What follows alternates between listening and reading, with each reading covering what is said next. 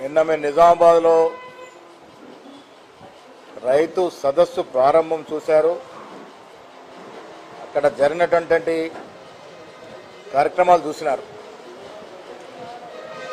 కాంగ్రెస్ ప్రభుత్వం రైతు పక్షపాత ప్రభుత్వం అని చెప్పడానికి తార్కాణం నిన్న రైతు సదస్సు. 10 ఏళ్లు బీఆర్ఎస్ హయాంలో రైతు యొక్క శ్రేయస్సును మర్చిపోయినటువంటి టీఆర్ఎస్ ప్రభుత్వం వాళ్ళ కాంగ్రెస్ ప్రభుత్వం రాగానే ఇది రైతు పక్షపాత ప్రభుత్వము, ఇది హార్నిషలు రైతుల మేలు కోసం పనిచేసే ప్రభుత్వం అని నిరూపించే విధంగా రైతు సదస్సుని నిజామాబాద్లో పెద్దలు సుదర్శన్ రెడ్డి గారి యొక్క కోరిక మేరకు రాష్ట్ర ప్రభుత్వము వ్యవసాయ మంత్రి తుమ్మల నాగేశ్వరరావు గారు ఇక్కడ పెట్టడం జరిగింది. నేను ఉత్తమ్ కుమార్ రెడ్డి గారు, జూపల్లి కృష్ణారావుతో పాటు చాలామంది వైస్ ఛాన్సలర్లు, పేరుగాంచిన సైంటిస్టులు, పేరుగాంచిన వ్యవసాయ శాఖ అధికారులు అందరూ కూడా ఈ సదస్సులో పాల్గొంటా ఉన్నారు. సదస్సు ముఖ్య ఉద్దేశం అధునాతన టెక్నాలజీ,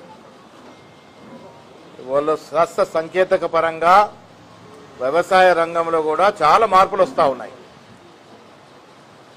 తక్కువ వ్యయము, తక్కువ శ్రమతో ఎక్కువ రాబడి వచ్చే విధంగా కొత్త కొత్త పద్ధతుల్లో వ్యవసాయం చేస్తున్న తరుణంలో వారికి కొత్త పద్ధతులు నేర్పాలని, కొత్త టెక్నాలజీ వాళ్ళకి ఇవ్వాలని రైతులందరూ కూడా ఈ సదస్సులో ఒక ఓరియంటేషన్ జరిపి భవిష్యత్తులో అధునాతన పద్ధతిలో రైతులు వ్యవసాయం చేసే విధంగా ప్రయత్నం చేసే పనిలో భాగంగా ఈ కార్యక్రమం చేయడం జరిగింది. నిజామాబాద్ జిల్లా రైతు జిల్లా, వ్యవసాయ పరమైనటువంటి జిల్లా ఇది. ఒకప్పుడు ఎన్ఎస్ఎఫ్ కానీ ఎన్సిఎస్ఎఫ్ కానీ యావత్ ఆసియా ఖండంలో గొప్ప ఫ్యాక్టరీలు ఉన్నటువంటి జిల్లా.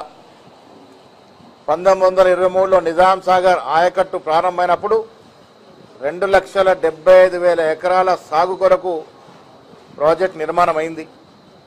సస్యశ్యామలమైంది ఆనాడు నిజామాబాద్ జిల్లా. క్రమేణా సిల్ట్ వచ్చి, పూటిక వచ్చి నిజాం సాగర్ దాదాపు 17 టీఎంసీలు కుదించుకుపోవడం జరిగింది. మళ్ళీ కాంగ్రెస్ ప్రభుత్వమే 1970లో ఆయకట్టు హైట్ని పెంచి 2 మీటర్లు ఆయకట్టు హైట్ పెంచి దాదాపు 12 నుంచి 17 టీఎంసీలు నీటి నిల్వ కోసం ఖర్చు చేయడం జరిగింది. నేను నిన్న పెద్దలందరూ విజ్ఞప్తి చేశాను, నిజాం సాగర్ ప్రాజెక్టులో కానీ శ్రీరామ్ సాగర్ ప్రాజెక్టులో కానీ ఉన్న సిల్ట్ని, సెడిమెంటేషన్ తీసేస్తే నిజాం సాగర్ కూడా దాదాపు 1,50,000 ఎకరాలు అదనంగా ఆయకొట్టొచ్చే అవకాశం ఉంది. శ్రీరామ్ సాగర్ ప్రాజెక్టు 2.5 లక్షల పైచులకు ఎక్కువగా పారించే అవకాశం ఉంది. ఆ దశగా రాష్ట్ర ప్రభుత్వం ప్రయత్నం చేస్తారని చెప్తా ఉన్నాం. రైతే దేవుడు, రైతు చల్లగా ఉంటే మనం సంక్షేమంగా ఉంటామని నమ్మే ప్రభుత్వం మాది. ఇలా బీఆర్ఎస్ నాయకులు రైతులకేదో మేము చేశామని గొప్పలు చెప్పుకుంటున్న తరుణంలో 2-3 ఉదాహరణలు మీకు ఇస్తాను. బీఆర్ఎస్ పార్టీ రైతుల పట్ల చేసిన నిర్వాకం, రైతు కుప్పల మీద, రైతులు వరి కుప్పల మీద వేసి చూసి ప్రాణాలు ఇడిచినట్టు సంఘటనలు ఎన్నో జరిగాయి ఈ రాష్ట్రంలో. ధాన్యం అమ్మకానికి వచ్చి గంజులో దినాల తరబడి వేచి చూసి ప్రాణాలు అడిచిన సంఘటనలు మర్చిపోలే. రైతులకు బేడీలేసిన సంఘటన మర్చిపోలే. రైతుల మీద విచ్చలవిడిగా లాఠీచార్జ్ చేసిన సంఘటన మర్చిపోలే. అన్నిటికి మించి కేంద్ర ప్రభుత్వం మోడీ గారు రైతు వ్యతిరేక చట్టాలు తెస్తే వారికి పరిపూర్ణ మద్దతు ఇచ్చినట్టు సంఘటన కూడా మర్చిపోలే. మనం దేశంలో రైతు వ్యతిరేక చట్టాలు తెచ్చినప్పుడు దానికి ఓటేసిన ఘనత బీఆర్ఎస్ పార్టీది. కాంగ్రెస్ పార్టీ నాయకత్వంలో ఉద్యమాలు చేసి రైతు చట్టాలు వెనక్కి తీసుకునే విధంగా కాంగ్రెస్ పార్టీ ఉద్యమం చేసింది. ఇలా వాళ్ళు రైతుల గురించి మాట్లాడుతూ ఉన్నారు. ఇవాళ సన్న బియ్యం, నేను గౌతమ్ నగర్లో ఒక దళిత కుటుంబంలో సన్న బియ్యం భోజనం చేసి వస్తా ఉన్నాం. యావత్ దేశం మన వైపు చూస్తున్నటువంటి చరిత్రాత్మక కార్యక్రమం. ఎవరు ఊహించినటువంటి కార్యక్రమం. ప్రతి పేదవాడు నాణ్యమైన సన్న బియ్యం ధనవంతుడికి సమానంగా తినాలని ఒక సదుద్దేశంతో తీసుకొచ్చినటువంటి కార్యక్రమం, దేశానికి దిక్సూచిగా మారినటువంటి కార్యక్రమం. ప్రతి అరుడికి తలకి 6 కిలోల నాణ్యమైన సన్న బియ్యాన్ని ఇస్తున్నటువంటి సందర్భం ఇవాళ. రైతు బంధు కింద 21,000 చిల్లర కోట్లు ఇచ్చినటువంటి ప్రభుత్వం అది. ఇలా సన్న బియ్యాలు పండించాలని 500 అదనంగా బోనస్ ఇవ్వడం వల్ల 25 లక్షల ఎకరాల నుంచి 40 లక్షల ఎకరాల వరకు సాగు పెరిగిందంటే ఇది కాంగ్రెస్ ప్రభుత్వం యొక్క దూరదృష్టి, కాంగ్రెస్ ప్రభుత్వం యొక్క రైతు యొక్క మీదున్న ప్రేమ. ఇలా యావత్ దేశంలో ఏ రాష్ట్రంలో పండినటువంటి వరి పంట 2.81 లక్షలు, అంటే 2,81,000 లక్షల మెట్రిక్ టన్ల ధాన్యం పండింది రాష్ట్రంలో. అంటే కాంగ్రెస్ పార్టీ యొక్క దూరదృష్టితో తీసుకునే కార్యక్రమాలు దేశ చరిత్రలో ఎప్పుడు లేని విధంగా సమైక్య ఆంధ్రప్రదేశ్ ఉన్నప్పుడు కూడా పంట విధంగా అంత దిగుబడి వచ్చిందంటే ప్రభుత్వం ఇచ్చినటువంటి ప్రోత్సాహకాలు. రైతులకి సాగునీరు ఉండాలని ఆయన వదిలేసిన ప్రాజెక్టులను కూడా కంప్లీట్ చేస్తా ఉన్నాం. గవర్నర్ సుదర్శన్ రెడ్డి గారు ఇరిగేషన్ మంత్రిగా ఉన్నప్పుడు ఈ జిల్లాని సంపంగా నీరు రావాలని ప్యాకేజ్ 20, 21, 21/A, 22 ప్యాకేజ్ తీసుకొచ్చిన ఘనత సుదర్శన్ రెడ్డి గారు. ఆయన హయాంలో దాదాపు కంప్లీట్ అయ్యి కొంత మిగిలి ఉంటే కాంగ్రెస్ ప్రభుత్వానికి పేరు వస్తుంది, సుదర్శన్ రెడ్డి గారికి పేరు వస్తుందని ఆ ప్యాకేజీని పక్కన పెట్టిన సందర్భం. ఒక 500-600 కోట్లు పెడితే కంప్లీట్ అయ్యే ప్రాజెక్టు కూడా పక్కన పెట్టిన సందర్భం. ఇవాళ మేము వచ్చిన తర్వాత 2-3 మార్లు రివ్యూలు చేసి ఆ 3 ప్యాకేజీలు కూడా కంప్లీట్గా పరిపూర్ణంగా అయ్యే విధంగా ప్రయత్నం చేస్తా ఉన్నాము. ఇది మాకున్న చిత్తశుద్ధి. నిజామాబాద్కి పూర్వ వైభవం రావాలి. Nizam Sagar silt and sedimentation తీసేస్తే ఇంకొక 1,00,000 నుంచి ఇంకా పైన ఎకరాలు పండించే నీరు అందించే అవకాశం ఉంటుంది. అది ఎంత వ్యయమైనా మేమందరం ముఖ్యమంత్రిని ఒప్పించి ఆ కార్యక్రమానికి పూనుకుంటాము. తద్వారా పూర్వ వైభవం నిజామాబాద్ జిల్లా అంటే వ్యవసాయ పరుల జిల్లా అనే విధంగా దాన్ని తీసుకొస్తే ప్రయత్నం చేస్తామనే మాట సందర్భంగా మనవి చేస్తా ఉన్నాం. గుత్పా అల్లిసాగర్ దాని కింద సబ్సిడీగా ఉన్నాయి. అవసరమైన మరమ్మతులు చేస్తాం. నిజామాబాద్ వ్యవసాయ పరంగా నార్థన్ తెలంగాణలో ఒక మేటి డిస్టిక్ గా మార్చాలన్నదే మా అందరి ధ్యేయం. సుదర్శన్ రెడ్డి గారు మేము స్వతహాగా వ్యవసాయదారులం, అగ్రికల్చర్ అంటే మక్కువ వాళ్ళం. అందుకే ఈ దోహదపడతా ఉన్నాము.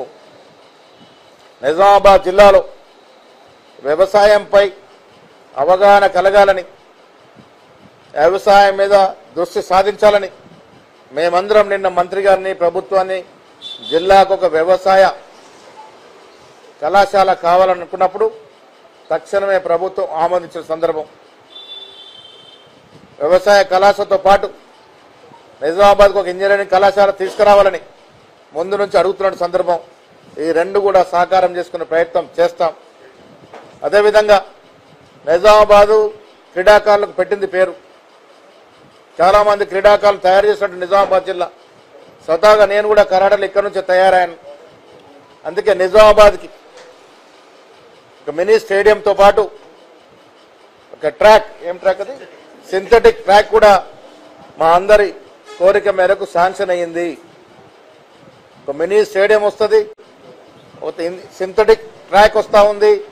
ఇండోర్ గేమ్స్ ఆడుకోవడానికి అధునాతన హంగులతో ఇండోర్ స్టేడియం కూడా కట్టేటువంటి ప్రయత్నం చేస్తా ఉన్నాము. పారిశ్రామిక పరంగా అభివృద్ధి చేయాలనేది నందిపేట దగ్గర ఉన్నటువంటి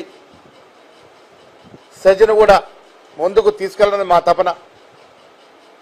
సుదర్శన్ రెడ్డి గారు ప్రత్యేక శ్రద్ధ వహించి పాత కాలంలో నిజామాబాద్ జిల్లా అంటే చెరుకుకి పెట్టింది పేరు. మళ్ళొక పరిశ్రమ స్థాపనకు వారు తీవ్రంగా ప్రయత్నం చేస్తూ ఉన్నారు.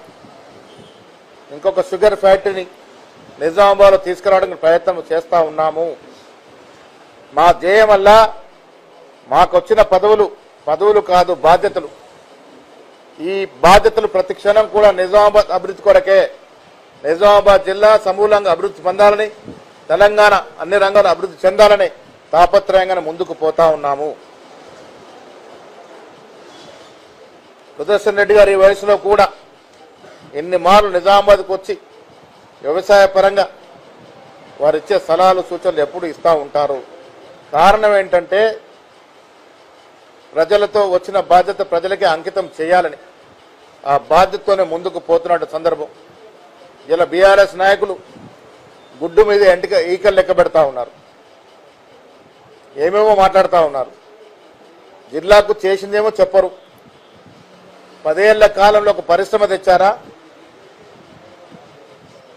పరిశ్రమ ఒకటి తెచ్చారా? వ్యవసాయ పరంగా ఏదైనా ప్రాజెక్టు పూర్తి చేసినారా?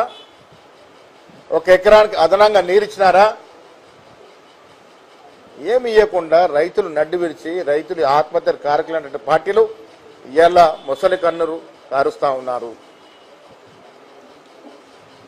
నేను మీ ద్వారా కేటీఆర్ గారిని, కేసీఆర్ గారిని అడుగుతా ఉన్నాను, మీరు 10 ఏళ్ల హయాంలో నిజామాబాద్ చేసింది ఒక గొప్ప కార్యక్రమం చూపండి. ఒక దశలో 9 శాసనసభ్యులు ఉన్నారు వాళ్ళకి, ఒక మంత్రి, ఎమ్మెల్సీ, ఇవన్నీ ఉండి కూడా జిల్లాకి ఏం చేశారో ప్రశాంత్ రెడ్డి గారు, పోయిన శాసనసభ్యులు, గతంలో ఉన్న శాసనసభ చెప్పగలరా? ఇది చేయకుండా ఇంకేదో చేశామని చెప్పుకునే మాయమాటలు చెప్తే ప్రజలు విశ్వసించరు. ఈ జిల్లాలో భరాసా పని అయిపోయింది. మాకు పరిపూర్ణ నమ్మకం ఉంది. మేము ఉచిత బస్సు మొదలుకొని సన్న బియ్యాల వరకు ఇచ్చినట్టు సంక్షేమ కార్యక్రమాలు ఈ దేశంలోనే అందరూ చర్చించుకునే సందర్భం ఇవాళ. యావత్ దేశం తెలంగాణలో అమలవుతున్నటువంటి సంక్షేమ పథకాలను చర్చించుకుంటా ఉన్నారు, ఉచిత బస్సు గురించి చర్చిస్తూ ఉన్నారు, సన్న బియ్యం గురించి ఆరాధిస్తూ ఉన్నారు. ఏంటి కార్యక్రమం అని. రైతు బంధు, రైతు రుణమాఫీ గురించి ఆరాధిస్తూ ఉన్నారు. సన్న బియ్యాలకు ఇచ్చిన బోనస్ గురించి ఆరాధిస్తూ ఉన్నారు. 500 అదనంగా సిలిండర్ మీద సబ్సిడీ ఇస్తున్నటువంటి సందర్భాన్ని గుర్తు చేస్తా ఉన్నారు. నేను మళ్ళీ చెప్తా ఉన్నాను, రేవంత్ రెడ్డి గారి సారథ్యంలో నడుస్తున్నటువంటి తెలంగాణలో కాంగ్రెస్ ప్రభుత్వం యావత్ దేశానికి దిక్సూచిగా మారింది. అన్నిటికీ మించి రాహుల్ గాంధీ గారి యొక్క కల అయిన కుల సర్వే ఈ రాష్ట్రంలో జరిపి ఎవరు ఎంత శాతం ఉన్నారో చెప్పినటువంటి అఫీషియల్ డాక్యుమెంట్ ఇచ్చినటువంటి సందర్భం కాంగ్రెస్ పార్టీది. 42% రిజర్వేషన్ లోకల్ బాడీలో, విద్యా ఉపాధిలో ఇచ్చిన ఘనత కాంగ్రెస్ పార్టీది. మొన్న జరిగిన సిడబ్ల్యూ సమావేశాలు, మొన్న జరిగిన ఏ సమావేశాలు అహ్మదాబాద్లో తెలంగాణ సెంట్రిక్గా జరిగినవి. రాహుల్ గాంధీ ప్రసంగంలో అడుగడుగున తెలంగాణలో జరుగుతున్న సంక్షేమం, తెలంగాణలో తీసుకున్న కుల సర్వే, తెలంగాణ ఇచ్చిన 42% రిజర్వేషన్ మీదనే చర్చ జరిగింది. అంటే యావత్ దేశం తెలంగాణ వైపు చూస్తూ ఉంది. తెలంగాణ ఒక రోల్ మోడల్గా ఉంది, తెలంగాణ ఒక దిక్సూచిగా మారిందనే మాట ఈ సందర్భంగా మనవి చేస్తూ, భవిష్యత్తు నిజామాబాద్ జిల్లా అభివృద్ధి మా బాధ్యత. ఇక్కడ శాసనసభ్యులము, శాసనమండలి సభ్యులము, పిసిసి అధ్యక్షుడిగా నేను భవిష్యత్ అంతా కూడా ఈ జిల్లా నిర్మాణానికి, జిల్లా అభివృద్ధికి తోడ్పాటు. తక్కువ చేసే ప్రక్రియ ఎవరు కూడా హర్షించరు. వక్స్లో లోపాలుంటే సరిదిద్దితే తప్పులేదు. మీరు తీసుకొచ్చిన చట్టం వల్ల ముస్లిం సోదరులకి జరిగే లాభాల కన్నా ఎక్కువ నష్టాలున్నాయని వారు బాధపడతా ఉన్నారు. అందుకే కాంగ్రెస్ ప్రభుత్వం కానీ పార్లమెంట్లో లౌకికవాదం నమ్ముకున్న పార్టీలను కూడా దీన్ని వ్యతిరేకించినాయి. ఏ ఒక్క మతం యొక్క హక్కుల్ని ఇంకొక మతం కాలరాసే ప్రయత్నం చేయకూడదు. దానికోసమే ఆ బిల్లును వ్యతిరేకించాం మేము. ఈ అంశం కూడా ఇప్పుడు సుప్రీంకోర్టులో ఉంది. సుప్రీంకోర్టు అన్ని విషయాలు తెలుసుకుంటా ఉంది. తుది నిర్ణయం ఏమొస్తో చూద్దాం.